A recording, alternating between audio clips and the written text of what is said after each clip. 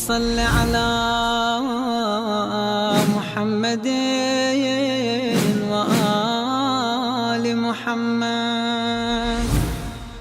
السلام عليكم ورحمة الله وبركاته.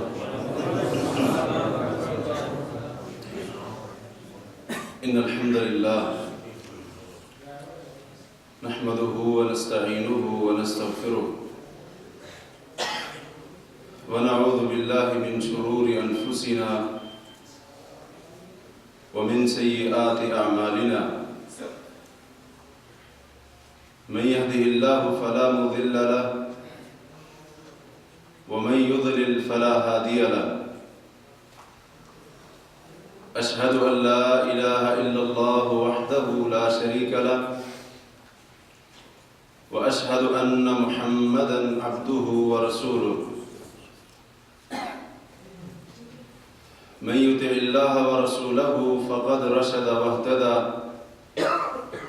ومن يعص الله ورسوله فقد ضل وغوى. يا أيها الذين آمنوا اتقوا الله حق تقاته ولا تموتن إلا وأنتم مسلمون. يا أيها الناس اتقوا ربكم الذي خلقكم من نفس واحدة وخلق منها زوجها وبث منهما رجالا كثيرا ونساء واتقوا الله الذي تساءلون به والأرحام إن الله كان عليكم رقيبا. يا أيها الذين آمنوا اتقوا الله وقولوا قولا سديدا يصلح لكم أعمالكم ويغفر لكم ذنوبكم ومن يطع الله ورسوله فقد فاز فوزا عظيما. أما بعد فإن خير الحديث كتاب الله وخير الهدي هدي محمد صلى الله عليه وسلم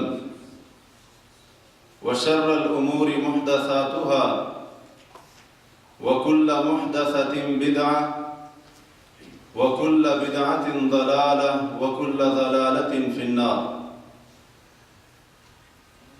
اللهم صل على محمد وعلى آل محمد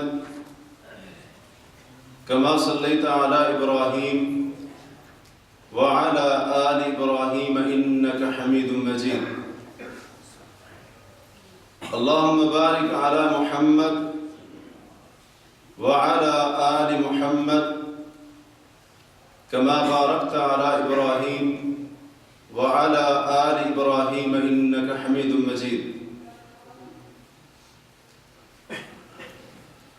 رب اشرح لي صدري ويسر لي أمري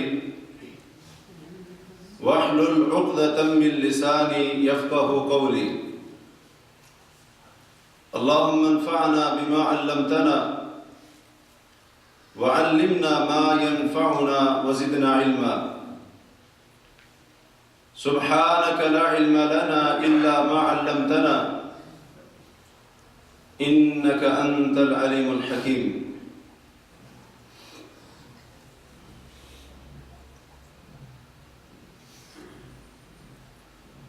سنن ابن ماجہ میں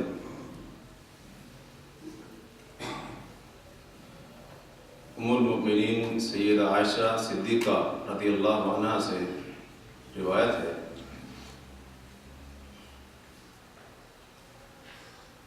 کہ ایک دن اللہ کے رسول صلی اللہ علیہ وسلم نے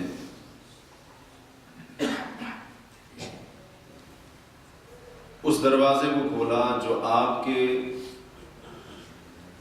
اور ان صحابہ کے درمیان تھا جو مسجد نبوی کے اندر موجود تھے. اس کو کھولا یا جو پردہ آپ کے درمیان سامنے تھا اس کو آپ نے ہٹایا اور یہ آپ صلی اللہ علیہ وسلم کی بیماری کے ایام کا تذکرہ کرتے ہوئے بتا رہی ہیں۔ تو جب آپ نے دروازہ کھولا یا پردہ ہٹا کر دیکھا تو لوگوں کو اس حال میں دیکھا کہ وہ حضرت ابوبکر صدیق رضی اللہ تعالی عنہ کی امامت میں نماز پڑھ رہے تھے۔ اللہ کے رسول صلی اللہ علیہ وسلم نے جب یہ منظر دیکھا تو آپ نے مسلمانوں کی اس اچھی حالت کے اوپر اللہ کا شکر ادا کیا اور اس امید کے اوپر بھی اللہ تعالیٰ کا شکریہ ادا کیا کہ اللہ رب العالمین جو اچھی حالت اب صحابہ کی ہے وہ بعد میں بھی ان کو عطا کرے گا۔ اس کے بعد آپ نے فرمایا یا ایھا الناس، اے لوگوں میں سے کوئی بھی یا اہل ایمان میں سے کسی کو بھی کوئی تکلیف آئے، اس کو کوئی مصیبت پہنچے، فَلْيَعْتَزَّ بِمُصِيبَتِهِ بِي، اسے چاہیے کہ میری مصیبت اور تکلیف کو یاد کر کے خود کو ان مصیبتوں اور تکلیفوں پر تسلی دلائے جو اسے کسی اور وجہ سے پہنچتی ہیں، کیونکہ آپ نے فرمایا کہ میری مصیبت سے بڑھ کر، میری تکلیف سے بڑھ کر میرے کسی امتی پر کوئی اور تکلیف نہیں آئے گی، کوئی اور مصیبت نہیں آئے گی۔ یہی حدیث سنن دارمی میں اور دیگر حدیث کی کتابوں میں بھی موجود ہے۔ اس کے لفظ یہ ہے اذا اصیب احدکم بمصیبہ، کہ لوگوں جب تم میں سے کسی پر مصیبت آئے، تکلیف آئے، فَلْيَذْكُرْ مُصِيبَتَهُ بِي، اسے چاہیے کہ مجھے آنے والی تکلیفیں اور مصیبتیں ذرا یاد کر لیا کرے، فَإِنَّهَا أَعْظَمُ الْمَصَائِبِ، کیونکہ جو مصیبتیں اور تکلیفیں مجھے آئی ہیں وہ مصیبت اور تکلیف تمام مصائب اور تکلیفوں سے بڑی ہے۔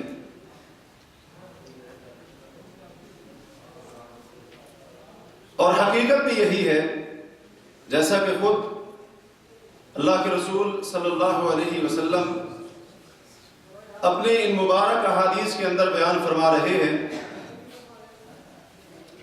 آپ علیہ الصلوۃ والسلام کی مکمل سیرت کو پڑھ کر دیکھیں، آپ کی زندگی کا مکمل اور بغور مطالعہ کریں تو واقعی یہی بات سامنے آتی ہے کہ زندگی کا کوئی موڑ بھی ایسا نہیں، زندگی کا کوئی موقع بھی ایسا نہیں کہ جس میں جناب محمد الرسول اللہ صلی اللہ علیہ وسلم کو کسی مصیبت اور تکلیف کا سامنا نہ کرنا پڑا۔ آپ علیہ الصلوۃ والسلام دنیا کے اندر 63 برس رہے، کوئی سال ایسا نظر نہیں آئے گا،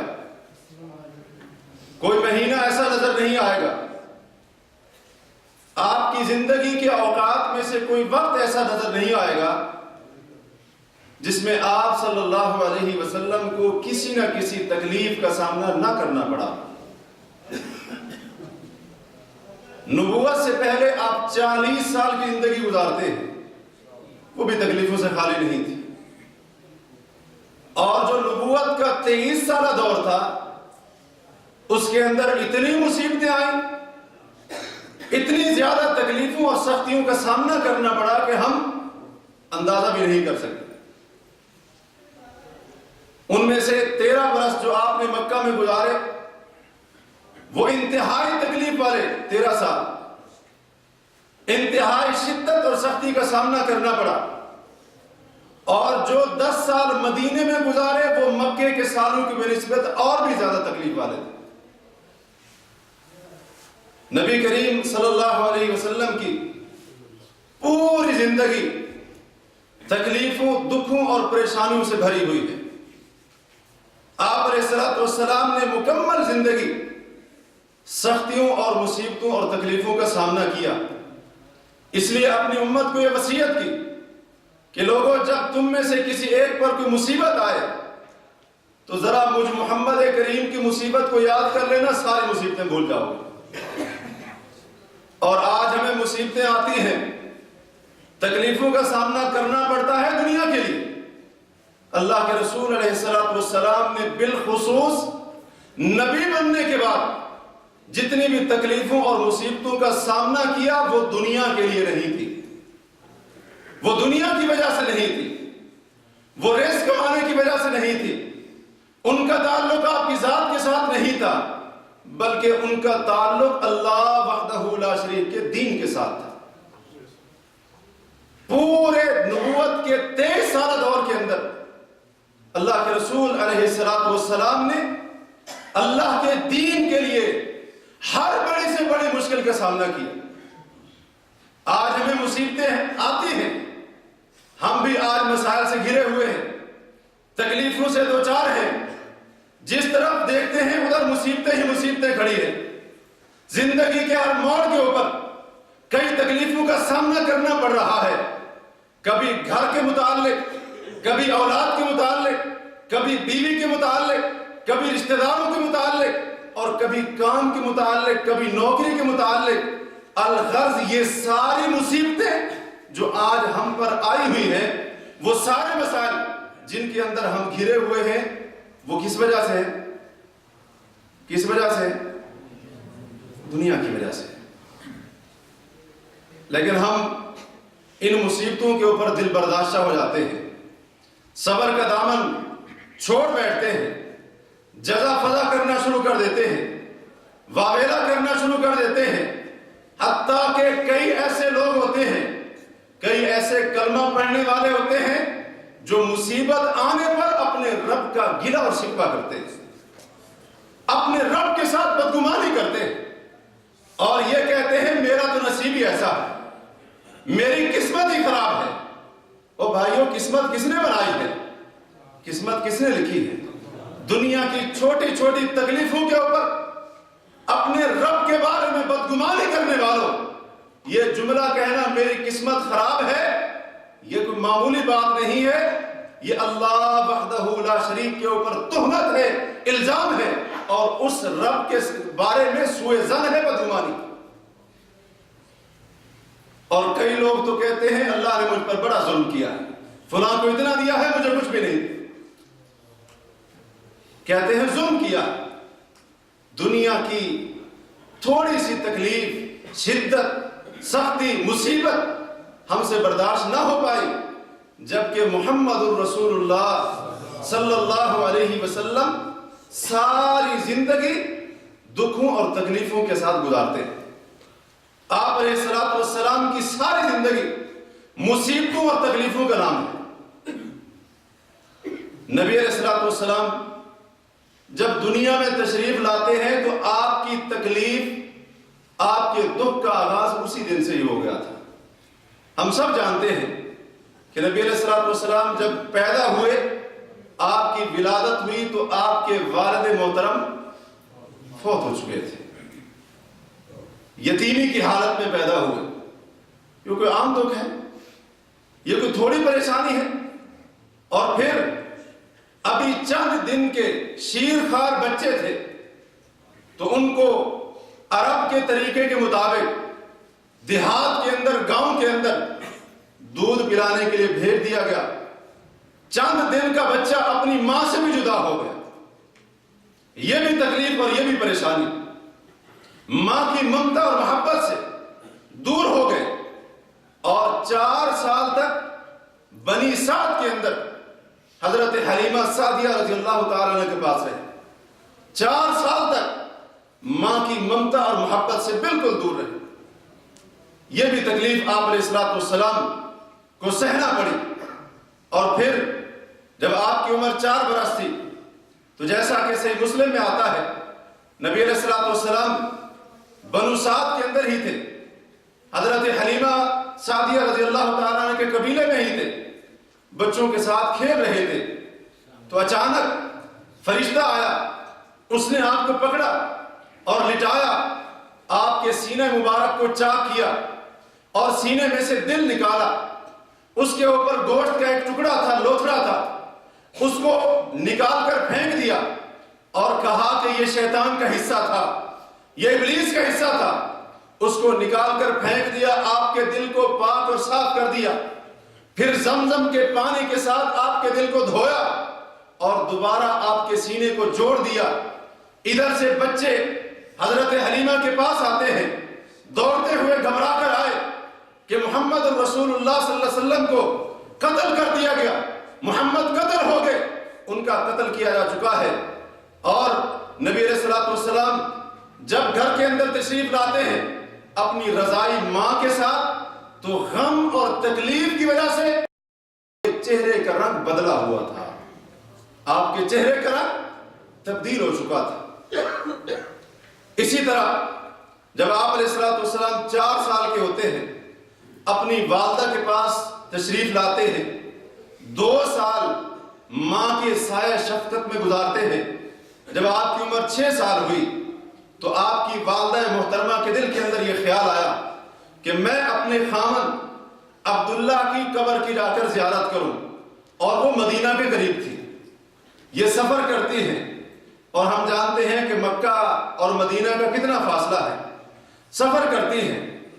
نبی علیہ الصلوۃ والسلام اپنے یتیم بچے کو محمد کریم کو لے کر سفر کرتی ہیں، اور ان کی معیت میں ان کی لونڈی ام ایمن تھی اور ان کے سربراہ اور کفیل عبد المطلب تھے۔ وہاں پر گئی، کچھ دن ٹھہری اور اپنے شوہر کی قبر کی زیارت کی۔ جب مدینہ سے مکہ واپس آ رہی تھی، ابھی تھوڑا سا ہی سفر طے کیا تھا، ان کو بیماری نے آ لیا، بیماری نے ان کی گرفت کر لی اور بیماری سے دوچار ہو گئی۔ اور تھوڑا اور سفر کرنے کے بعد بیماری کی شدت میں اضافہ ہوا، حتیٰ کہ ابوا نام کے مقام پر جو مکہ اور مدینہ کے درمیان ہے، وہاں پر اللہ کے رسول کی والدہ کی بھی وفات ہو جاتی ہے۔ 6 سال کی عمر میں اللہ کے رسول صلی اللہ علیہ وسلم والدہ کے سایہ شفقت سے بھی محروم ہو جاتے ہیں۔ اتنا چھوٹا سا معصوم بچہ، والد پہلے نہیں تھا، والدہ کے سایہ شفقت سے بھی محروم۔ عبد المطلب دادا نے اپنی کفالت میں لے لیا اور بڑی اچھی کفالت کی، بہت اچھا خیال رکھا، لیکن زندگی نے ان کے ساتھ بھی وفا نہ کی۔ جب عبد المطلب کی، آپ کے دادا کی عمر 8 سال 2 مہینے اور 10 دن تھی، تو اس وقت آپ کے دادا بھی اس دنیا فانی سے رخصت ہو جاتے ہیں۔ 8 سال اور تقریباً 2.5 مہینے آپ کی عمر ہے۔ اللہ کے رسول صلی اللہ علیہ وسلم والدین کے بعد جو سب سے زیادہ آپ پر شفقت کرنے والا دادا تھا، اس کے سایہ شفقت سے بھی محروم ہو جاتے ہیں۔ ابھی آپ کی عمر 8 سال اور تقریباً 2.5 مہینے تھے۔ تو آپ علیہ الصلوۃ والسلام کی وفات کے بعد آپ کے چچا ابو طالب آپ کی کفالت کرتے ہیں، اور انہوں نے آپ کی کفالت کے اندر، پرورش کے اندر کوئی کسر نہ چھوڑی۔ لیکن یاد رکھیں، یہ نہ سمجھیے گا کہ اللہ کے رسول صلی اللہ علیہ وسلم کی زندگی اس 8 سال کے بعد سے لے کر نبی بننے تک بڑی عیش و آرام سے گزری ہوگی، نہیں، بلکہ اگر آپ سیرت کی کتابیں اٹھائیں، نبی علیہ الصلوۃ والسلام کے حالات زندگی، آپ ان پر بغور مطالعہ ان کا کریں، ان کو پڑھیں، تو رسول اللہ صلی اللہ علیہ وسلم کی نبوت سے پہلے والی زندگی بھی انتہائی مشکل اور دشوار تھی۔ بڑی دشواریاں آپ علیہ الصلوۃ والسلام کو دیکھنی پڑی، بڑی بڑی مشکلات سے گزرنا پڑا، حتیٰ کہ ایک وقت وہ بھی آیا کہ آپ علیہ الصلوۃ والسلام اہل مکہ کی چند پیسوں کے عوض آپ صلی اللہ علیہ وسلم بکریاں چرایا کرتے تھے۔ صحیح بخاری کے اندر نبی علیہ الصلوۃ والسلام کے فرمان موجود ہے، آپ نے فرمایا ما بعث اللہ نبیا الا رعى الغنم، کہ اے میرے صحابہ، اللہ نے جس نبی کو بھی بھیجا ہے، نبی اور رسول بنا کر، پیغمبر بنا کر، اس نبی اور رسول نے نبی اور رسول بننے سے پہلے بکریاں چرائیں۔ بکریاں چرائی؟ تو صحابہ نے کہا اللہ کے رسول آپ نے بھی چرائی تھی؟ آپ نے کہا ہاں میں بھی اہل مکہ کی چند قیراط کے عوض میں ان کی بکریاں چرایا کرتا تھا. یعنی اللہ کے رسول صلی اللہ علیہ وسلم اہل مکہ کی بکریاں چرا کر مزدوری کیا کرتے تھے. یہ آپ علیہ الصلوۃ والسلام کی زندگی، تکلیفیں، دشواریاں، قدم قدم کے اوپر مشکلات کا سامنا اللہ کے رسول صلی اللہ علیہ وسلم نے کیا. پھر بات کو مختصر کرتے ہوئے اب آتے ہیں نبوت والی زندگی کی طرف، کیونکہ اس زندگی کے اندر تو مشکلات اور مصیبتوں کے حد ہو گئی. انسان سوچ بھی نہیں سکتا اتنی زیادہ مصیبتیں اور تکلیفیں نبی علیہ الصلوۃ والسلام نے ان کا سامنا کیا. جب آپ صلی اللہ علیہ وسلم پر پہلی بار وحی کا آغاز ہوا تو کیونکہ آپ جانتے تو نہیں تھے کہ میں اللہ کے نبی اور رسول ہوں. یہاں پر ان لوگوں کو غور کرنا چاہیے جن کا یہ عقیدہ ہے کہ اللہ کے رسول صلی اللہ علیہ وسلم کو علم غیب تھا. آپ پہلے دنیا کی باتیں ہیں وہ بھی جانتے تھے، قیامت تک جتنی بھی باتیں ہیں وہ بھی جانتے تھے. اللہ کے رسول صلی اللہ علیہ وسلم فرماتے ہیں، صحیح بخاری میں تفصیلی حدیث موجود ہے. بات کو مختصر کرتے ہوئے اپنے موضوع کی طرف آتے ہیں. نبی صلی اللہ علیہ وسلم فرماتے ہیں میں غار حرا کے اندر موجود تھا. غار حرا کے اندر موجود تھا، فرشتہ آیا تو اس نے مجھے آ کر کہا کہ اقرا، پڑھ. میں نے کہا ما انا بقارئ، میں پڑھا ہوا نہیں. اس نے دوسری بار کہا، تیسری بار کہا. میں نے ہر بار یہی جواب دیا کہ مجھے پڑھنا نہیں آتا. بالآخر اللہ کے رسول صلی اللہ علیہ وسلم فرماتے ہیں اس فرشتے نے مجھے پکڑا اور پکڑ کر تھوڑا سا مجھے دبایا، اور ایسا دبایا کہ جس کی وجہ سے مجھے بہت زیادہ تکلیف ہوئی. فرشتے نے، حضرت جبریل نے تکلیف پہنچانے کی غرض سے نہیں دبایا تاکہ آپ کا دل اور سینہ کھل جائے اللہ کی وحی اور پیغام کو قبول کرنے کے لیے. پھر اس فرشتے نے کہا اقرا بسم ربک الذی خلق خلق الانسان من علق. یہ سورہ علق کی پہلی 5 آیتیں، یہ پہلی وحی حضرت جبریل علیہ السلام نے اللہ کے رسول علیہ الصلوۃ والسلام تک پہنچائی. نبی علیہ الصلوۃ والسلام پہلے سے ہی گھبرائے ہوئے تھے کہ یہ عجیب معاملہ ہو گیا. جب آپ صلی اللہ علیہ وسلم گھر میں تشریف لائے تو آپ نے کہا زملونی زملونی، مجھے چادر پہناؤ، مجھے چادر پہناؤ. اور حضرت خدیجہ رضی اللہ عنہ فرماتی ہیں جب اللہ کے رسول گھر میں تشریف لائے آپ کا دل اور سینہ کانپ رہا تھا، جسم کانپ رہا تھا، اور یہ کیفیت تھی. اللہ کے رسول خود فرما رہے تھے انی خشیت علی نفسی، مجھے اپنی ہلاکت کا ڈر ہے. آج جس معاملے سے میں گزرا ہوں اس کی شدت کو دیکھ کر اللہ کے رسول فرما رہے تھے مجھے ڈر ہے کہ میں ہلاک نہ ہو جاؤں اور مجھے قتل نہ کر دیا جائے، کیونکہ اس معاملے سے اللہ کے رسول صلی اللہ علیہ وسلم پہلی بار گزر رہے تھے. اگر آپ کو پہلے سے ہی علم تھا کہ فرشتے نے آنا ہے، وحی لے کر آنا ہے، اللہ کا پیغام پہنچانا ہے، تو ڈرنے کی کیا ضرورت ہے؟ یا تو نعوذ باللہ آپ بہانہ بنا رہے تھے یا پھر واقعی ڈر رہے تھے. اگر آپ واقعی ڈر رہے تھے تو اس کا معنی بالکل واضح ہے کہ نبی صلی اللہ علیہ وسلم کو علم غیب آپ پہلے سے نہیں جانتے تھے کہ فرشتہ آئے گا، پیغام پہنچائے گا، اور اس پیغام پہنچانے پر اس کیفیت کا مجھے سامنا کرنا پڑے گا.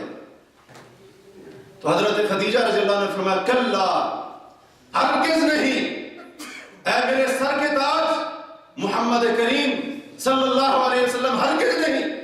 آپ یہ نہ سوچئے کہ آپ اپنی جان کے بارے میں خطرہ محسوس کر رہے ہیں. واللہ لا یضیعک اللہ ابدا، اللہ کبھی بھی آپ کو ضائع نہیں کرے گا. آپ صلہ رحمی کرتے ہیں، آپ لوگوں کے ساتھ حسن سلوک کرتے ہیں، حق اور سچ کے اوپر آنے والی تکلیفوں پر لوگوں کی مدد کرتے ہیں.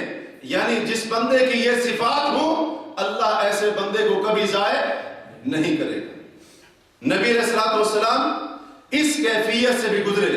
پھر چند دن تک وحی کا سلسلہ رک جاتا ہے، اور اس کے چند دن کے بعد جیسا کہ صحیح مسلم میں ہے نبی علیہ الصلوۃ والسلام فرماتے میں جا رہا تھا، اچانک میں نے آواز سنی تو میں نے اپنی نگاہ کو آسمان کی طرف اٹھایا، کیا دیکھتا ہوں؟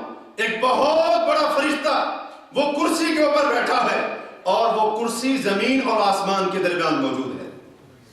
تو میں نے جو ہی اس کو دیکھا، فَرُعِبْتُ مِنْهُ، اس فرشتے کا ڈر اور خوف میرے دل کے اندر پیدا ہو گیا۔ میں گھر کے اندر واپس آیا، بیوی سے کہا زملونی زملونی، مجھے چادر پہناؤ، مجھے چادر پہناؤ۔ خوف کی وجہ سے، آپ کی خوف کی شدت کی وجہ سے اللہ کے رسول صلی اللہ علیہ وسلم کی یہ کیفیت ہے۔ پھر اللہ تبارک و تعالیٰ نے وحی نازل فرمائی، یا ایھا المدثر قم فانذر وربک فکبر۔ یہ سورہ مدثر کی ابتدائی آیات اللہ تبارک و تعالیٰ نے دوسری وحی کے طور پر نازل فرمائی۔ اس کے بعد وحی کا تسلسل جاری ہو جاتا ہے۔ تو یہ بھی ایک شدت، یہ بھی ایک شدت تھی۔ وحی کا پیغام وصول کرنا، اللہ کا پیغام وصول کرنا، یہ کوئی عام بات نہ تھی۔ صحیح بخاری میں ہے، ام المؤمنین سیدہ عائشہ صدیقہ رضی اللہ تعالیٰ عنہ فرماتی ہیں، کبھی ایسے ہوتا تھا، سخت سردیوں کا موسم ہوتا، جب رسول اللہ صلی اللہ علیہ وسلم پر وحی نازل ہوتی تو آپ کی پیشانی مبارک کی وجہ سے پسینہ جاری ہو جاتا، وحی کی شدت کی وجہ سے، وحی کی شدت کی وجہ سے۔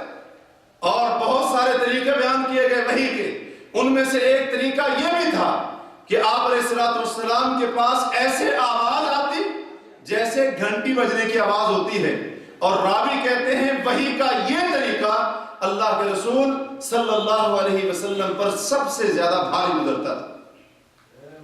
یہ سختیاں بھی اللہ کے رسول نے برداشت کی، حتیٰ کہ ایک بار جب آپ صلی اللہ علیہ وسلم اپنی اونٹی کے اوپر سوار تھے، اور غالباً یہ صلح حدیبیہ سے واپسی کے وقت کی بات ہے، اس وقت کا واقعہ ہے، اللہ تعالیٰ نے سورہ فتح نازل فرمائی، تو اس وقت وحی کی اتنی شدت تھی حتیٰ کہ اونٹنی بھی اس کے بوجھ کی وجہ سے، سختی کی وجہ سے نیچے بیٹھ گئی۔ تو اندازہ کریں، جب جانور کی یہ کیفیت تھی، اونٹنی کی یہ حالت تھی، تو اللہ کے رسول علیہ الصلوۃ والسلام کی شدت کی کیفیت کو کیسے برداشت کرتے ہوئے؟ آپ نے برداشت کیا، آپ نے اس تکلیف کو بھی برداشت کیا، اور یہ تکلیف آپ علیہ الصلوۃ والسلام کو تکلیف پہنچانے کے لیے نہیں تھی، بلکہ یہ ساری تکلیفیں آپ نے کیوں برداشت کی؟ اللہ کی مخلوق تک اپنے رب کا پیغام پہنچانے کے لیے یہ ساری تکلیفیں آپ نے برداشت کی۔ حتیٰ کہ ایک بار حضرت زید بن حارثہ رضی اللہ تعالیٰ عنہ کا، یہ حضرت زید بن ثابت رضی اللہ تعالیٰ عنہ کا گھٹنا اللہ کے رسول صلی اللہ علیہ وسلم کے گھٹنے کے نیچے تھا، اسی حالت کے اندر اللہ کے رسول پر وحی کی کیفیت طاری ہوئی، آپ پر وحی کا نزول ہوا۔ حضرت زید کہتے ہیں مجھے ایسے لگا میرا گھٹنا گویا کہ ٹوٹ جائے گا، اتنی سختی، اتنی شدت اللہ کے رسول علیہ الصلوۃ والسلام نے برداشت کی، اس کا سامنا کیا۔ اور یاد رہے، جب بھی وحی آتی تھی تقریباً یہی کیفیت ہوا کرتی تھی۔ پھر آگے چلے، 3 سال تک نبی علیہ الصلوۃ والسلام اپنے ہی گھر میں، اپنے ہی وطن کے اندر، اپنے ہی ملک کے اندر، اپنے آبائی علاقے اور شہر کے اندر، اللہ کے رسول 3 سال تک چھپ چھپ کر لوگوں کو اسلام کی طرف بلاتے رہے، چھپ چھپ کر، مخفی طور پر، لوگوں کی نگاہوں سے پوشیدہ ہو کر، حالانکہ آپ اپنے گھر کے اندر موجود تھے، اور اسی طرح اپنے علاقے کے اندر موجود تھے، وطن کے اندر موجود تھے، اس کے باوجود 3 سال ہم سے تو آج نمازوں کے لیے نہیں اٹھا جاتا، ہم سے تو اس دین کے اوپر عمل کرنا بڑا مشکل ہو گیا، ہم نے تو جان چھڑا لی۔ مولوی صاحب آپ کا کام ہے، جو طالب علم ہے، جو مولوی ہے، جو ملا ہے، دین پر عمل کرنا اسی کا کام ہے، ہمارا کیا لینا دینا اسے؟ ہم نے تو یہ کہہ کر جان چھڑا لی۔ اللہ کے رسول صلی اللہ علیہ وسلم 3 سال تک، 3 برس تک، ذرا سوچئے، کفر کے مرکز کے اندر اور کافروں کے دارالحکومت کے اندر 3 سال تک رسول کریم علیہ الصلوۃ والسلام نے کیسے، ذرا تصور کیجئے، اللہ کے دین کی طرف لوگوں کو دعوت دی ہو۔ یہ کہنا بڑا آسان ہے، لیکن ذرا تصور کیجئے، کوئی اسباب نہیں تھے، وسائل نہیں تھے۔ 3 سال کے بعد اللہ تبارک و تعالی نے قرآن دیا وَأَنذِرْ عَشِيرَتَكَ الْأَقْرَبِينَ، اے محمد کریم صلی اللہ علیہ وسلم اب چھپنے کی ضرورت نہیں ہے، اپنے قریبی رشتہ داروں کو ڈرائیے جہنم کی آگ سے، اللہ کے عذاب سے، یعنی علل اعلان ان کو دعوت دے۔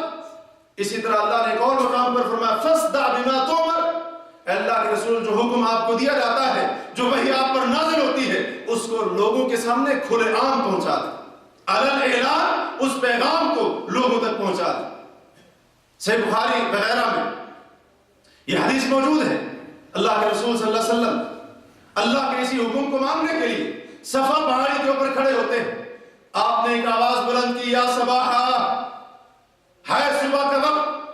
یہ اس وقت کہا جاتا تھا جب دشمن کسی قوم پر صبح کے وقت حملہ آور ہوتا تھا، لوگ بڑے گھبرا گئے، لوگ بڑے پریشان ہو گئے، اور ایک روایت میں اللہ کے رسول نے قریش کے قبیلے کی جتنی بھی شاخیں تھیں ان میں سے ایک ایک کو آواز دی، بلایا اے بنو فلان، اے بنو فلان ادھر آؤ میری بات سنو، تو وہ سارے آ گئے، حتیٰ کہ راوی کہتے ہیں اگر کوئی نہیں آ سکتا تھا اس نے اپنا قاصد بھیجا، جاؤ جا کر دیکھو ماجرا کیا ہے، معاملہ کیا ہے۔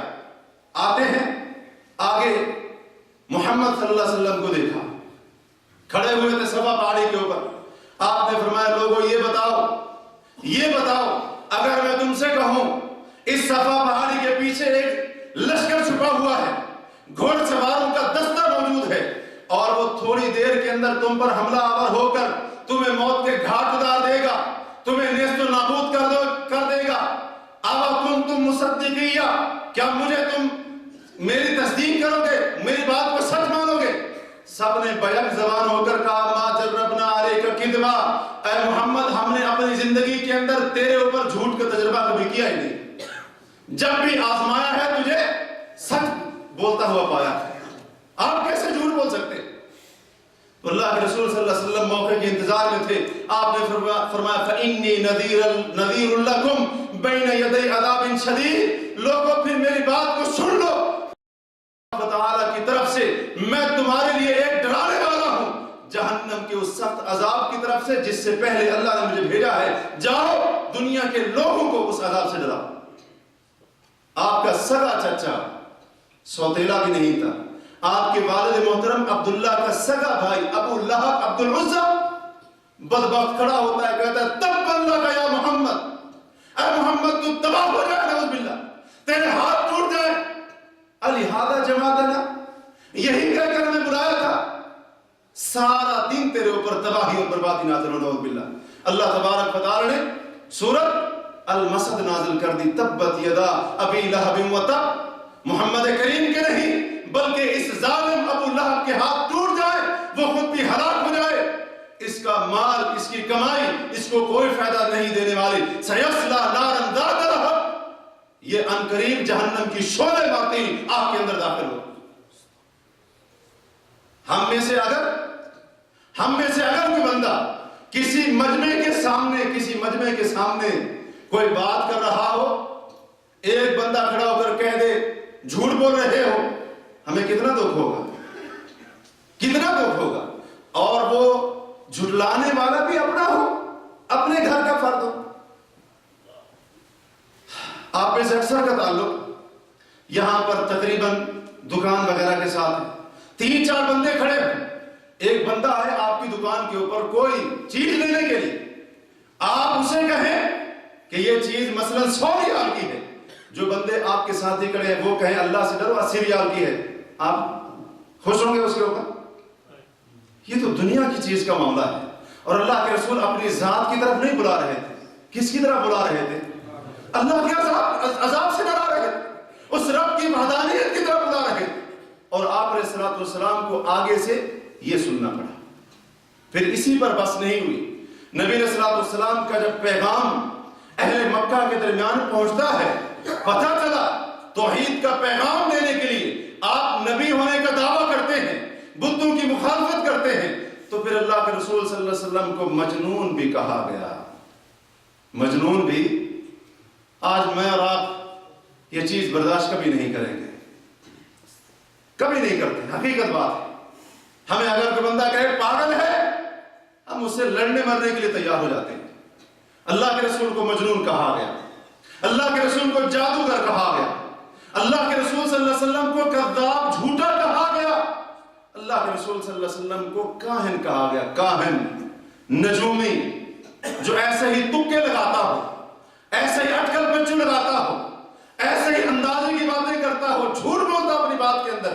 نبی کریم صلی اللہ علیہ وسلم کو یہ ساری باتیں کہی گئیں، ان ساری تکلیفوں کا سامنا کرنا پڑا، لیکن اللہ کے رسول علیہ السلام نے ایک لمحے کے لیے بھی اللہ کی توحید کے پیغام کو، رب کے دین کو ایک لمحے کے لیے بھی نہ چھوڑا۔ ہمیں آج کوئی بندہ کہتا ہے جالیات میں جاتے ہو چاول کھانے کے لیے، ہم 10 میں نہ چھوڑ دیتے، یہ تو نہیں کہا ہے۔ کبھی ہمیں نماز پڑھنے کی وجہ سے کسی نے پاگل کہا ہے؟ دنیا کے لیے ضرور کہا ہوگا، دنیا کے لیے ضرور کہا ہوگا۔ کبھی اللہ کی توحید کا پیغام دیتے ہوئے رد عمل کے طور پر کبھی کسی نے ہمیں جھوٹا کہا ہے کہ جھوٹ بولتا ہے، ایسے ہی کہتا ہے؟ نہیں کہا، دنیا کے لیے ضرور کہا ہوگا۔ دنیا کی تھوڑی سی مصیبت کے اوپر دل برداشتہ ہو گئے ہم، اللہ کے رسول علیہ السلام اللہ کے دین کے لیے یہ سارے تانے برداشت کر رہے ہیں۔ نبی علیہ السلام کو گالیاں دی گئی، گالیاں، اللہ کے رسول علیہ السلام نے بڑی خوشی کے ساتھ ان کو برداشت کیا، کیونکہ آپ کی ذات کا معاملہ نہیں تھا، اللہ کے دین کا معاملہ تھا۔ یہ ساری مصیبتیں، اس لیے تو اللہ کے رسول نے فرمایا تھا فَإِنَّهَا أَعْظَمُ الْمَصَائِبِ، میری جو مصیبت اور تکلیف ہے تمام مصیبتوں سے بڑھ کر جو مصیبت محمد کریم صلی اللہ علیہ وسلم کو پہنچی، جن تکلیفوں کا اللہ کے رسول کو سامنا کرنا پڑا، اللہ کی قسم ان میں سے ایک مصیبت کا بھی سامنا کرنے کی جرت اور ہمت مجھ میں آپ پہ نہیں ہمارے ایمان کی تو یہ حالت ہے، ہمیں جو اگر زور سے تھپڑ مار دے اور کہے عقیدہ تو ہی چھوڑ دو شاید تیار ہو جائیں، یہ کیفیت بنی ہوئی۔ اللہ کے رسول صلی اللہ علیہ وسلم تنہا ان تمام تکلیفوں کا، شدتوں کا، اور آپ صلی اللہ علیہ وسلم نے تمام پریشانیوں کا خندہ پیشانی کے ساتھ سامنا کیا، ان کے اوپر صبر کیا، ان کے اندر صبر کیا اللہ کے رسول صلی اللہ علیہ وسلم۔ اور یاد رہے نبی علیہ السلام اس معاملے میں بھی ہماری اسوہ حسنہ ہے، اس معاملے میں بھی ہمارے لیے اسوہ حسنہ ہے۔ اللہ کے بندو، اللہ کے دین کے لیے ذرا تکلیف برداشت کرو، اللہ کے دین کے لیے ذرا سختی برداشت کرو، دیکھو اللہ وحدہ لا شریک کیسے مسلمانوں کو ترقیاں دیتا ہے، اللہ تعالیٰ غیبی طور پر مدد کرے گا۔ آج ہم پر جتنی بھی مصیبتیں ہیں وہ دین کی وجہ سے نہیں، دین کی وجہ سے نہیں، وہ دنیا کی وجہ سے، کیونکہ ہم دنیا کے پیچھے پڑ گئے، دین کی ہمیں خبر نہ رہی۔ دین کا راستہ ہمیں اس لیے مشکل نظر آتا ہے کیونکہ دین کے راستے میں بہت ساری مصیبتیں اور تکلیفیں کھڑی بھی نظر آتی ہیں۔ اب کون بندہ صبح فجر کی اذان سن کر اتنی سردی کے اندر کھڑا ہو اور کیا کرے؟ وضو کر کے نماز پڑھے۔ اور کئی لوگ ایسے ہوں گے، حقیقت بھی شاید ہو، یہ مجھے تو علم نہیں ہے، شاید ایسے بندوں کو جو فجر کی نماز جماعت کے ساتھ پڑھتے ہیں، سردی کے اندر اٹھتے ہیں، بستر کو چھوڑتے ہیں، شاید کئی مسلمان ایسے لوگوں کو پاگل سمجھتے ہیں، شاید کہتے بھی ہیں، گواہی آپ کے سامنے آ گئی۔ نبی علیہ السلام کو یہ ساری باتیں سننی پڑی، اور جب آپ علیہ السلام نے اللہ کی توحید کا پیغام دیا تو پھر تکلیفوں کا سلسلہ شروع ہو۔ بعض نمایاں شخصیات تھیں جنہوں نے آپ علیہ السلام کو تکلیف دینے میں کوئی کسر نہ چھوڑی، جن میں سر فہرست آپ کا یہ سگا چچا ابو لہب تھا جس کا نام عبد العزیٰ تھا، آپ کا سگا چچا تھا اور آپ کا ہمسایا تھا، ہمسایا بھی ایسا تھا اللہ کے رسول کا گھر، اس کا گھر دیوار کے ساتھ دیوار ملی ہوئی تھی، ایسا بدبخت، لیکن اللہ کے رسول صلی اللہ علیہ وسلم کو تکلیف پہنچانے میں سب سے آگے یہی نظر آتا تھا، سب سے آگے یہی نظر آتا تھا۔ نبی علیہ السلام حج کے موسم میں جو مختلف قبائل اور علاقوں سے لوگ آتے حج کرنے کے لیے، اللہ کے رسول صلی اللہ علیہ وسلم ان کی طرف جاتے اور ان کو جا کر توحید کا پیغام دیتے۔ اور ایک روایت میں آتا ہے کہ اللہ کے رسول ایک ایک خیمے کے اندر جاتے، ایک ایک خیمے کے اندر جاتے، دیکھتے جائیے اللہ کے رسول نے مصیبتیں کیوں برداشت کی۔ ایک ایک خیمے کے اندر جاتے، ایک ایک بندے کے پاس جا کر اس کو اللہ کی توحید کا پیغام سناتے، اور پیچھے پیچھے آپ کا چچا ابو لہب جاتا۔ اللہ کے رسول کہتے یا ایھا الناس قولوا لا الہ الا اللہ تفلحوا، لوگو لا الہ الا اللہ پڑھ لو، اس کے تقاضوں پر عمل کر لو، کامیاب ہو جاؤ گے۔ آپ ہٹتے دعوت دے کر، یہ پیچھے ہی پہنچ دیتا جاتا، یہ پیچھے سے کہتا اس کی بات کو نہ ماننا، انہ سابع کذاب، یہ بے دین ہو گیا ہے، یہ جھوٹا ہے۔ اللہ کے رسول اللہ کی طرف بلاتے ہیں اور یہ پیچھے سے سگا چاچا ہے، آپ آگے آگے، یہ پیچھے پیچھے۔ آج ہمارے ساتھ تو ایسا معاملہ نہیں ہوتا، ہمارے ساتھ تو ایسا معاملہ نہیں ہوتا۔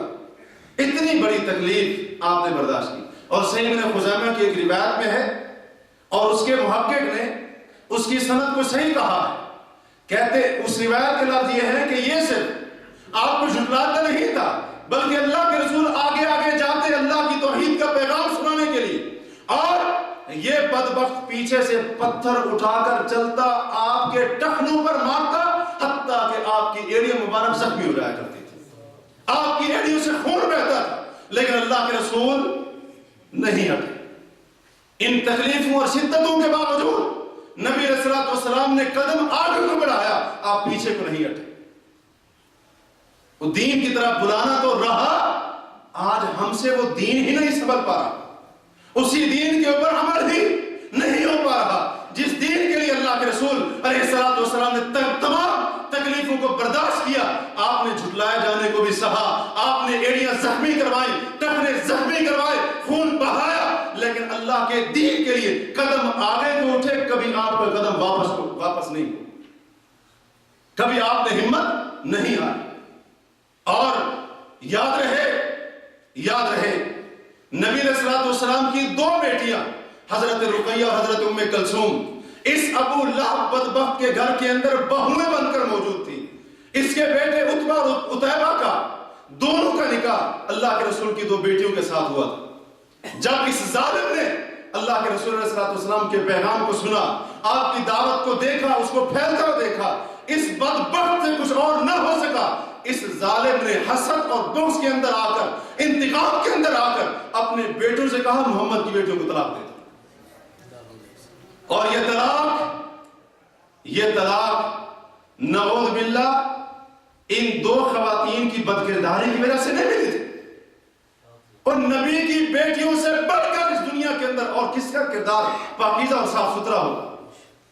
نبی کی بیٹیوں سے بڑھ کر اس کائنات کے اندر اور کون عورتیں ہوں گی جو اللہ کے پیغمبر کی بیٹیوں سے بڑھ کر وہ زیادہ پاک دامن، زیادہ پاکیزہ ہوں؟ نیک عورتیں، پاک دامن عورتیں، ان کا کوئی جرم نہیں تھا، جرم یہ تھا کہ ان کا باپ اللہ کی توحید کی طرف بلاتا ہے۔ ذرا انصاف سے غور کرنا اپنی زندگی کے اندر، کیا ہم میں سے کوئی ایسا ہے کہ جس کی بیٹی یا بہن کو اللہ کی توحید کا پیغام سنانے کی وجہ سے طلاق ملی؟ ہاں، جہیز نہ دینے کے لیے ملتی ہے، کسی اور وجہ سے ملتی ہے، کچھ اور معاملات کی وجہ سے ملتی ہے، لیکن کبھی ایسا نہیں ہوا کہ اس لڑکی کا باپ، اس لڑکی کا بھائی، اس کا رشتہ دار اللہ کی توحید کی طرف بلاتا ہے، لہذا جرم اس کا اور اس کی بیٹی یا بہن رشتہ دار عورت کو طلاق دے۔ اللہ کے رسول نے برداشت کیا کہ نہ کیا؟ اور بیٹیوں کو، نوجوان بیٹیوں کو طلاق مل جانا ایک باپ کے لیے کوئی تھوڑی مصیبت نہیں ہے، ایک باپ کے لیے کوئی تھوڑی مصیبت نہیں ہے۔ بالآخر آپ بشر تھے، آپ کے اندر جذبات تھے، اللہ کے رسول کے اندر رحمت بھی تھی، اور آپ علیہ الصلوۃ والسلام کی رحمت بیٹیوں کے لیے کہ نہیں ہوگی؟ اللہ کے رسول صلی اللہ علیہ وسلم، لیکن آپ نے بیٹیوں کو طلاق دلوانا منظور کر لیا، لیکن اللہ کے دین سے، عقیدہ توحید دین کی دعوت دینے سے پیچھے۔ آج ہم کہتے ہیں نہیں مولوی صاحب یہ باتیں کریں وبال پیدا ہو جائے، اللہ کے رسول نے یہ مصیبت بھی برداشت کی۔ جب نبی علیہ الصلوۃ والسلام کا دوسرا بیٹا عبداللہ فوت ہوتا ہے، آپ کا پہلا بیٹا قاسم، دوسرا بیٹا عبداللہ، جو دونوں حضرت خدیجہ رضی اللہ عنہا سے تھے، جب دوسرا بیٹا عبداللہ فوت ہوتا ہے، ابو لہب بڑا خوش ہوا، مشرکین کے پاس آیا، ان کی مجلس میں بڑا بغلے بجاتا ہوا آیا، کہا تمہیں ایک بات بتاؤں؟ کہا کیا ہوا؟ کہا آج کوثر ہو گیا ہے، نعوذ باللہ۔ اللہ نے سورہ کوثر اتار دی، فرمایا انا اعطیناک الکوثر فصل لربک وانحر ان شانئک هو الابتر۔ اے محمد کریم گھبرانا نہیں، اولاد نہیں رہی تو کیا ہوا، ہم نے آپ کو کوثر دیا ہے، خیر کثیر دی ہے، حوض کوثر دیا ہے۔ فصل لربک وانحر، آپ اپنے رب کے لیے نماز پڑھتے رہیں، اسی رب کے نام کی جب قربانی کرتے رہیں۔ ان شانئک هو الابتر، جب آپ اپنے رب کی عبادت کرتے رہیں گے آپ کا دشمن ہی ذلیل و رسوا ہوگا، یہی بے نسل ہوگا، اسی کی نسل ختم ہوگی، اور باقی ایسا ہو اس کی نسل ختم ہوگی۔ اس ظالم نے ہر طریقے سے اللہ کے رسول کو تکلیف پہنچائی، اور پھر اس کی بیوی ام جمیل جس کا نام عربہ تھا یہ بھی اس سے کم نہ تھی، یہ وہ بدبخت عورت ہے، حالانکہ آپ کے سگے چچا کی بیوی آپ کی چچی لگتی تھی، رشتے کے اندر آپ کی پڑوسیں لگتی تھی، اس کے باوجود بھی یہ بدبخت عورت رات کے اندھیرے کے اندر نکل کر اللہ کے رسول صلی اللہ علیہ وسلم کے دروازے کے آگے کانٹے بچھاتی تھی تاکہ اللہ کے رسول کو کانٹے لگے، آپ کو تکلیف۔ آپ علیہ السلام کی غیبتیں کرتی تھی، آپ علیہ السلام کے خلاف جا کر مشرکین کے سرداروں کو، دیگر لوگوں کو بھڑکایا کرتی تھی، آپ کی چولیاں کیا کرتی تھی، اور آپ علیہ السلام کی عیب جوئی کیا کرتی تھی۔ حتیٰ کہ ایک بار ایسے ہوا، نبی علیہ السلام نماز پڑھ رہے تھے، یہ بدبخت عورت اپنے ہاتھ کے اندر پتھر لے کر آتی ہے، کہتی ہے میں آج محمد کو نہیں چھوڑوں گی، اگر میں نے اس کو دیکھ لیا نماز پڑھتے ہوئے تو یہ جو میرے ہاتھ کے اندر پتھر ہیں یہ پتھر اس کے منہ پر مارو گی، نعوذ باللہ۔ یہ آگے بڑھنے لگتی ہے، حضرت ابوبکر صدیق رضی اللہ عنہ اللہ کے رسول کے پاس موجود تھی، تو اللہ تبارک و تعالیٰ نے اس کی آنکھوں کو اندھا کر دیا۔ حضرت ابوبکر تو نظر آئے، اللہ کے رسول نظر نہ آئے، تو کہا اے ابوبکر تیرا ساتھی کدھر ہے؟ کہا خیر تو ہے، تو آگے سے اس نے بڑے برے جملے کہے، ان میں سے ایک بات یہ بھی تھی کہنے کی میں شاعر عورت ہوں، اور پھر یہ شعر پڑھا وَمُذَمَّمًا عَصَيْنَا وَدِينَهُ أَبَيْنَا وَأَمْرَهُ تَلَيْنَا۔ مزمم، یہ بدبخت عورت اللہ کے رسول محمد تھے یا آپ کو مزمم کہا کرتی تھی؟ محمد کا معنی ہے جس کی سب سے زیادہ تعریف کی جائے، اور مزمم کا معنی ہوتا ہے جس کی سب سے زیادہ مذمت کی جائے۔ نام بگاڑا کرتی تھی اللہ کے رسول۔ اگر آج میرا اور آپ کو کوئی نام بگاڑے تو معاملہ قتل تک پہنچ جاتا ہے۔ اللہ کے رسول کو مزمم کہا، مزمم کی ہم نے نافرمانی کی، اس کے دین کو ٹھکرا دیا، اس کے معاملات کا انکار کر دیا۔ اللہ کے رسول صلی اللہ علیہ وسلم فارغ ہوئے نماز پڑھ کر، تو آپ علیہ السلام سے پوچھا حضرت ابوبکر صدیق نے، اے اللہ کے رسول کیا اس نے آپ کو نہیں دیکھا تھا؟ آپ نے فرمایا نہیں، جب یہ برا ارادہ لے کر یہاں پر آئی اللہ تعالیٰ نے اس کی آنکھوں کو اندھا کر دیا اور یہ مجھے نہ دیکھ سکی، یہ مجھے نہ دیکھ سکی۔ اسی طرح یہ پورا کے پورا خاندان ہی ایسے تھا۔ آج لوگ بڑے دھڑلے کے ساتھ دلیل لیتے ہیں عید میلاد منانے کی، ابو لہب نے انگلی کے ساتھ اشارہ کیا تھا، یہ کردار تھا ابو لہب کا، یہ کردار تھا اس کا۔ بڑی عجیب بات، اللہ اور اس کے رسول کا سب سے بڑا دشمن ہمیں دلیل بھی نظر آئے تو اسی کے عمل کے اندر یہ پورے کا پورا خاندان نبی علیہ السلام کو ایذا دینے کے اندر جدا ہوا تھا، اسی کے اندر لگا ہوا تھا۔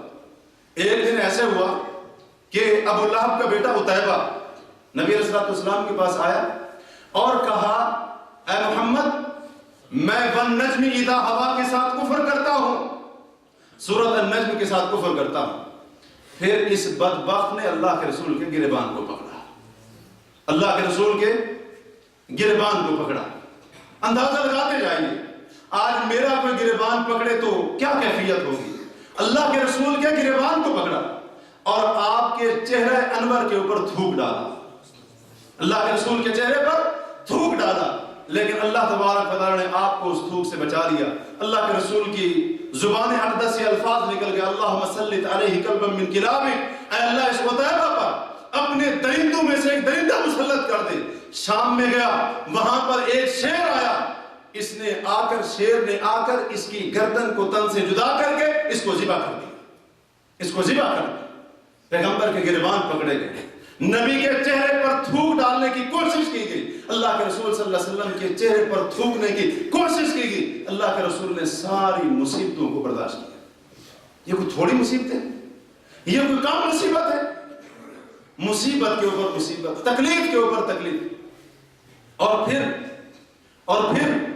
نبی علیہ السلام، آپ علیہ السلام کے گھر کے اندر بکری کا مردہ بچہ، بکری کی بچہ دانی، بکری کا رحم، وہ اٹھا کر آپ کے گھر کے اندر پھینک دے رہا تھا، اٹھا کر آپ کے گھر کے اندر پھینک دے رہا تھا۔ بعض دفعہ تو جب ہنڈیا بالکل چولہے کے اوپر ہوتی تھی، کھانا پک رہا ہوتا تھا، اس وقت وہ بکری کا رحم، بچہ دانی بکری کی اٹھا کر اس ہنڈیا کے اندر ڈال دی جاتی تھی۔ اور بعض دفعہ آپ نماز پڑھ رہے ہوتے، آپ نماز کی حالت میں ہوتے، بکری کی وہ بچہ دانی آپ کے اوپر آ کر گرتی، نبی علیہ السلام اور کچھ نہ فرماتے، آپ اس کو لکڑی کے اوپر اٹھا کر باہر نکلتے اور پوچھتے، اے بنو عبد مناف، مجھے یہ تو بتاؤ یہ کون سی ہمسائے کی گاہک ہے؟ کیا ہمسایوں کے ساتھ سلوک کرنے کا یہی مطلب ہے؟ نبی علیہ السلام کو کس انداز سے نہیں ستایا گیا، کس انداز سے آپ کو تکلیف دے دی۔ اور پھر ان سے بھی بڑے بڑے مجرم، ایک اور بڑا مجرم عقبہ بن ابی معیط، اس ظالم نے کیا کیا؟ ایک بار سے بخاری کی حدیث ہے، اختصار کی وجہ سے حوالے شاید نہ دے پاؤں، بہرحال یہ باتیں سیرت کی معتبر کتابوں میں یا حدیث کی کتابوں کے اندر موجود ہیں۔ ایک بار نبی علیہ السلام بیت اللہ کے نزدیک نماز پڑھ رہے تھے، تو پاس میں ہی قریش کے جو بڑے بڑے سردار اور اشراف تھے، ان کی مجلس لگی ہوئی تھی۔ اچانک سب سے بڑے مجرم اس امت کے فرعون ابو جہل کو ایک ترکیب سوجی۔ اس نے کہا، کون وہ بندہ ہے جو بنی مجزوم یا اس قسم کے قبیلے کا نام لیا، ان کے ہاں جو اونٹ آج ذبح ہوا ہے، اس کی اوجڑی یا آنتڑیاں لا کر جب محمد سجدے میں جائے ان کی گردن پر ڈال دے، ان کی گردن پر ڈال دے۔ یہ بدبخت کھڑا ہوا عقبہ بن ابی معیط، یہ کہتا ہے یہ کام میں کرنے کے لیے تیار ہوں۔ یہ گیا، وہ اوجڑی یا جو انتڑیاں، جو بھی اندر کا مواد ہوتا ہے پیٹ کا، لے کر آتا ہے، انتظار میں بیٹھا رہا۔ جب اللہ کے رسول صلی اللہ علیہ وسلم سجدے کی حالت میں گئے، اس بدبخت نے وہ اوجڑی جا کر آپ کی گردن کے اوپر ڈال دی۔ اب ظاہر سی بات ہے وہ بھاری تھی، اس کا وزن تھا۔ نبی علیہ السلام سجدے سے اٹھنے کی کوشش کر رہے تھے، لیکن وزن کی وجہ سے اٹھ نہیں پا رہے تھے۔ ادھر سے یہ لوگ جو یہ تماشا دیکھ رہے تھے، اتنا ہنسے، حتیٰ کہ ایک دوسرے پر ہنس کر لوٹ پوٹ ہونے لگے، اتنا خوش ہو کہ دیکھو سجدے سے اٹھ نہیں پا رہے۔ حضرت فاطمہ رضی اللہ عنہ کو جب پتا چلا، چھوٹی سی بچی تھی، باپ کی محبت، دوڑتی ہوئی گھر سے آئی اور آ کر کسی بھی طریقے سے اس اوجڑی کو ہٹایا۔ نبی علیہ السلام جب اٹھے تو آپ نے کہا، اللہم علیک بقریش، اے اللہ قریش کو پکڑ لے، اے اللہ ابو جہل کو۔ وہاں پر جو 7 بندے تھے، نبی صلی اللہ علیہ وسلم نے ایک ایک کا نام لے کر فرمایا، اے اللہ ان کو پکڑ لے، ان پر گرفت فرما، ان کو اپنی گرفت میں لے لے۔ حضرت عبداللہ بن مسعود جو راوی حدیث ہیں، وہ کہتے ہیں اللہ کی قسم، اللہ کے رسول نے جس دن کا اس دن، جس بندے کا اس دن نام لیا تھا، میں نے دیکھا وہ بدر والے دن قتل کر کے بدر کے کنویں کے اندر پڑے ہوئے تھے۔ ان ظالموں نے تو اتنی تکلیف پہنچائی نبی علیہ السلام۔ اور یہی عقبہ بن ابی معیط، حضرت عبداللہ بن عمرو بن عاص رضی اللہ عنہ سے پوچھا گیا، صحیح بخاری کی حدیث ہے کہ آپ یہ بتائیے کہ نبی علیہ السلام کو کون سا ایسا معاملہ ہے کہ جس کی سب سے زیادہ سختی کا سامنا کرنا پڑا ہو۔ حضرت عبداللہ کہتے ہیں ایک بار ایسے ہوا کہ نبی علیہ السلام بیت اللہ کے نزدیک موجود تھے، عقبہ بن ابی معیط کھڑا ہوتا ہے اور ظالم اپنی چادر کا پھندا بنا کر نبی علیہ السلام کی گردن میں ڈالتا ہے اور آپ کی گردن کو زور سے دباتا ہے، حتیٰ کہ اتنی شدت ہوئی، اتنی تکلیف ہوئی اللہ کے رسول کو، حتیٰ کہ آپ کی آنکھیں مبارک باہر کو آ گئی۔ تکلیف کی وجہ سے آپ کی آنکھیں مبارک باہر کو آنے لگی، اتنی زیادہ تکلیف ہوئی۔ اور پھر دوسرے بھی اس کے ساتھ مل گئے۔ حضرت ابوبکر صدیق کو پتہ چلا، وہ بھاگتے ہوئے آئے اور کہا، اتقتلون رجلا ان یقول ربی اللہ، کیا ایک بندے کو اس لیے قتل کر رہے ہو؟ وہ کہتا ہے میرا رب اللہ ہے۔ اللہ کے رسول کو چھڑوایا. راوی کہتے ہیں لوگ مشرکین ان اللہ کے رسول کو چھوڑ کر ابو بکر صدیق رضی اللہ تعالی عنہ کے اوپر حملہ آور ہوئے اور ان کو اتنا مارا حتیٰ کہ جب گھر میں واپس لائے ان کے جس بال کو بھی ہاتھ لگاتے تھے وہ بال گر جاتا تھا. یہ وہ بدبخت ہے جس نے اپنے دوست ابی بن خلف کے کہنے پر ایک بار نبی علیہ السلام کے منہ پر تھوک ڈالنے کی کوشش کی. یہ عقبہ بن ابی معیط, یہ وہ بدبخت ہے. اور امیہ بن خلف یہ وہ ظالم ہے جو ابی بن خلف کا بڑا بھائی تھا. یہ وہ ظالم ہے جو جب اللہ کے رسول صلی اللہ علیہ وسلم کو دیکھتا تو آپ کی عیب جوئی بیان کرنا شروع کرتا, آپ کے عیب بیان کرنا شروع کر دیتا, منہ کے اوپر آپ کو گالیاں دینا شروع کر دیتا. اور جب آپ کی پیٹھ پیچھے ہوتا تو لوگوں کی مجلس کے اندر آپ صلی اللہ علیہ وسلم کی غیبتیں کیا کرتا تھا اور آپ کے بارے میں برے الفاظ استعمال کیا کرتا تھا. اللہ تعالیٰ نے اسی کے بارے میں یہ آیات نازل فرمائی وَيْلٌ لِكُلِّ هُمَزَةٍ لُمَزَةٍ الَّذِي جَمَعَ مَالَهُ وَعَدَّدَهُ يَحْسَبُ أَنَّ مَالَهُ أَخْلَدَهُ. یہ سارے بدبخت نبی علیہ السلام کو تکلیف پہنچانے کے لیے تلے ہوئے تھے. انہی میں سے اس امت کا فرعون ابو جہل بھی تھا. اس کے بہت سارے واقعات ہیں جن میں سے ایک واقعہ مسند احمد کے اندر بھی موجود ہے. راوی کہتے ہیں کہ یہ ابو جہل جب اللہ کے رسول صلی اللہ علیہ وسلم حج کے موقع پر ذوال مجاز کے بازاروں کے اندر جا کر لوگوں کو اسلام کی دعوت دیتے, توحید کی دعوت دیتے, یہ ظالم اللہ کے رسول کے سر پر مٹی ڈالتا تھا. ابو جہل اللہ کے رسول کے سر مبارک پر مٹی ڈالتا تھا اور ساتھ ساتھ وہی جملے کہتا جو ابو لہب کہا کرتا تھا کہ لوگوں اس کی باتوں میں نہ آنا, یہ بے دین ہو گیا ہے, یہ جھوٹ بولنے والا ہے. اسی طرح ایک بار اس بدبخت نے نبی علیہ السلام کو مارا, آپ کو گالیاں دی اور آپ صلی اللہ علیہ وسلم کو اتنا مارا حتیٰ کہ آپ علیہ السلام زخمی ہو گئے, آپ کے جسم مبارک سے خون بہنے لگا. حضرت حمزہ رضی اللہ عنہ جو آپ کے چچا تھے ان کو پتہ چلا تو حضرت حمزہ رضی اللہ عنہ اسی بات کے اوپر مسلمان ہو گئے اور جا کر ویسے ہی ابو جہل کو کمان سر میں دے کر زور سے ماری اور کہا جو اکھاڑنا ہے اکھاڑ لو, میں آج سے اپنے بھتیجے کے دین پر. نبی علیہ السلام کے خون بہائے.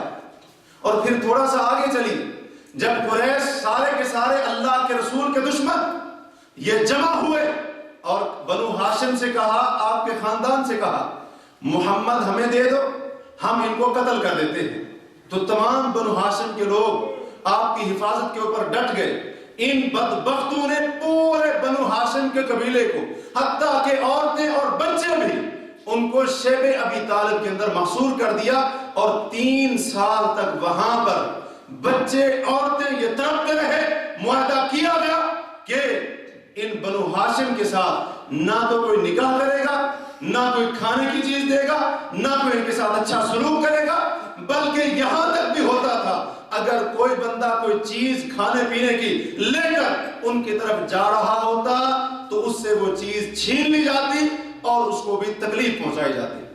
3 سال تک یہ معاملہ رہا حتیٰ کہ عورتیں اور بچے درختوں کے پتے کھانے پر اور جانوروں کے چمڑے کھانے پر مجبور ہو گئے. 3 سال تک یہ تکلیف برداشت کرنی پڑی, لیکن نبی علیہ السلام پیچھے نہ ہٹے. پھر جب آپ کی نبوت کا 10واں سال تھا, آپ کے چچا بھی وفات پا گئے, آپ کی وفادار بیوی حضرت خدیجہ بھی وفات پا گئی, حتیٰ کہ وہ سال آپ کے لیے عام الحزن غم کا سال قرار پایا. اسی 10 نبوت کے اندر اللہ کے رسول صلی اللہ علیہ وسلم طائف کے میدان کی طرف گئے. وہاں کے لوگوں کو بلانے کے لیے 3 بڑے وہاں کے سردار تھے, ان کا نام عبد لائل اور اسی طرح سے مسعود, اسی طرح سے ایک کا نام حبیب تھا.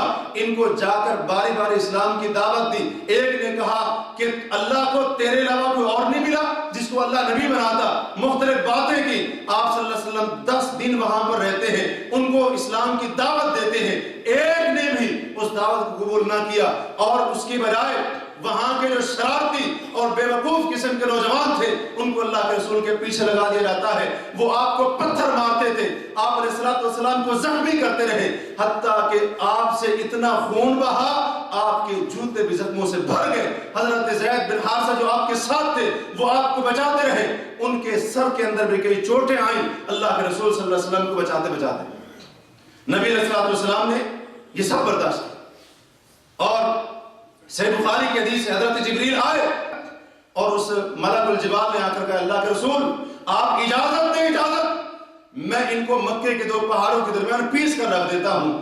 اللہ کے رسول نے فرمایا نہیں, ہو سکتا ہے, مجھے امید ہے اللہ ان کی نسلوں میں سے ایسے لوگ نکالے گا جو خالص اللہ کی عبادت کریں گے, اس کے ساتھ کسی کو شریک نہیں ٹھہرائیں گے. اور پھر یہی تک معاملہ نہیں رہا, آپ کے لیے مکہ مکرمہ کی زمین تنگ کر دی جاتی ہے, حتیٰ کہ آپ علیہ السلام کے قتل کے منصوبے بنتے. قریش بیٹھے دارالندوہ کے اندر اور یہ قرارداد طے پائی کہ مختلف قبائل کے لوگ جمع ہو کر اللہ کے رسول کو قتل کر دیں, اور اس کے اوپر عمل کرنے کے لیے انہوں نے آپ کے گھر کا محاصرہ کیا. اللہ نے آپ کو بچا لیا اور آپ علیہ السلام کو مکہ چھوڑ کر مدینے کی طرف ہجرت کرنے کا حکم دیا. نبی علیہ السلام رات کو نکلے آنکھوں سے آنسو بہاتے ہوئے, آپ کا دل نہیں چاہ رہا تھا مکے سے جانے کو. آپ نے کہا تھا, سنن ترمذی کی حدیث ہے, اے مکہ تجھے چھوڑ کر جانے کو جی نہیں چاہتا, چھوڑ کر جانے کو جی نہیں چاہتا. اگر تیری قوم مجھے تجھ سے نہ نکالتی میں محمد زندگی بھر تجھ مکہ سے کبھی نہ جاتا. یہ ساری مصیبتیں آپ نے برداشت کی, راتوں رات نکلنا پڑا, آپ کو اپنی جان کا خوف تھا. آپ علیہ السلام ڈرتے ہوئے خوف کھاتے ہوئے وہاں سے نکلتے ہیں اور 3 دن اور 3 راتیں غار ثور کے اندر چھپے رہتے ہیں. اور پھر یہ ہجرت کا عمل 8 دن اور 8 راتوں کا یہ مسلسل سفر ہجرت کا, اور ہجرت بھی وہ جس کے بارے میں اللہ کے رسول نے خود فرمایا ان الہجرت شأنها شدید, بے شک ہجرت کا معاملہ انتہائی سخت معاملہ. یہ ہجرت بھی اللہ کے رسول نے کی, یہ تکلیف بھی اللہ کے رسول نے برداشت کی. اور جب مدینہ میں آئے تو پھر یہ نہ سمجھیے گا کہ وہاں پر آپ نے بڑی چین کی زندگی گزاری.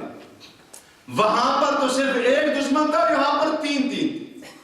یہاں پر کتنے تھے؟ 3 تھے. یہاں پر مشرکین نے بھی پیچھا نہ چھوڑا.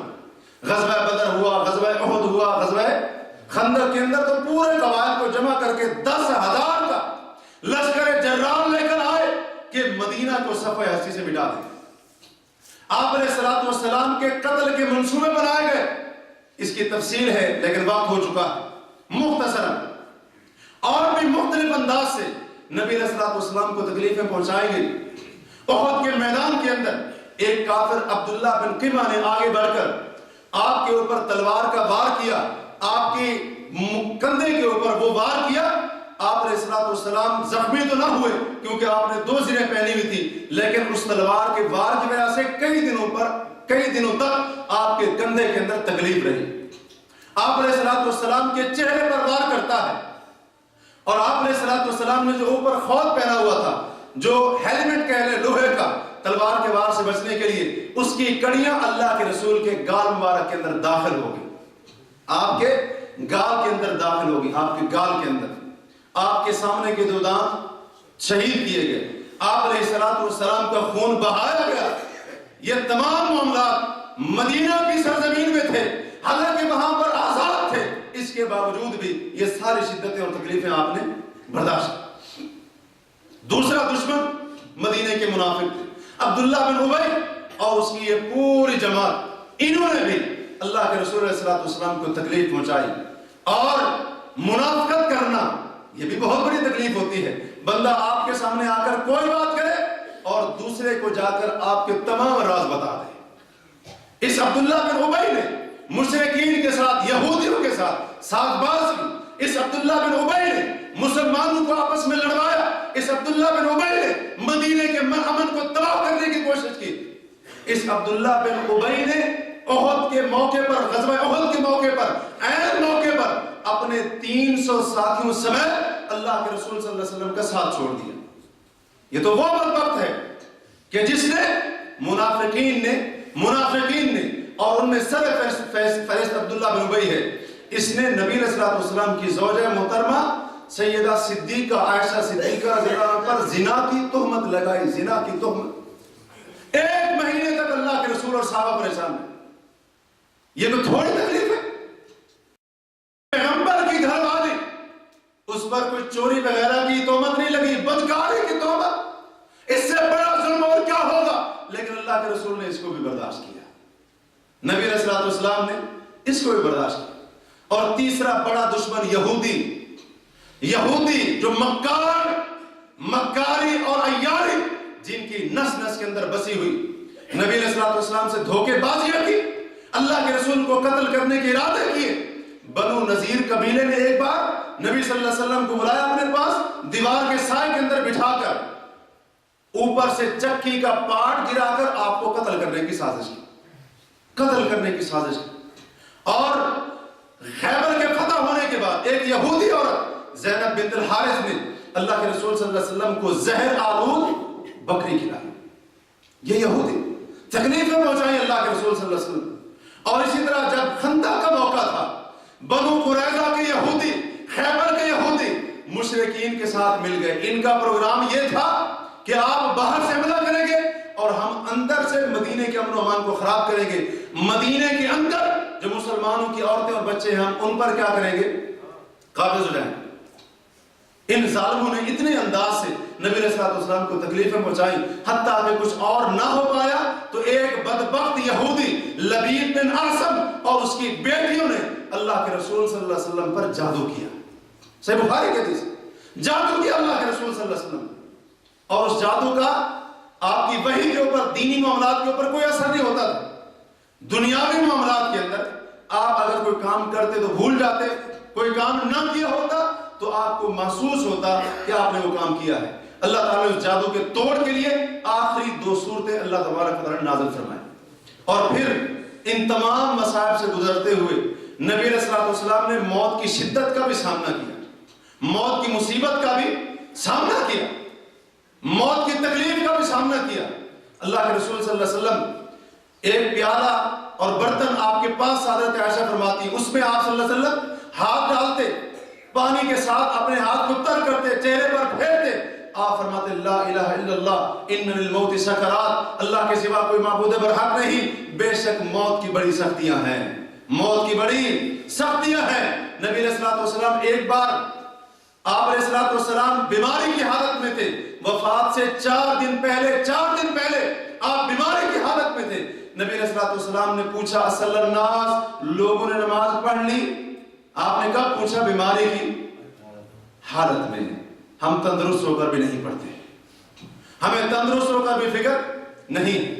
آپ کھڑے ہوئے نماز پڑھنے کے لیے لیکن بے ہوش ہو گئے، دوسری بار کھڑے ہوئے دوسری بار بے ہوش ہو گئے، تیسری بار کھڑے ہوئے تیسری بار بے ہوش ہو گئے۔ جب بھی آپ کو ہوش آتا آپ یہی سوال کرتے اصلی الناس، کیا لوگوں نے نماز پڑھ لی؟ لوگوں نے نماز پڑھ لی؟ اتنی شدت اور اتنی مصیبت اور تکلیف، اور نبی علیہ الصلوۃ والسلام نے بیماری کی برداشت کی۔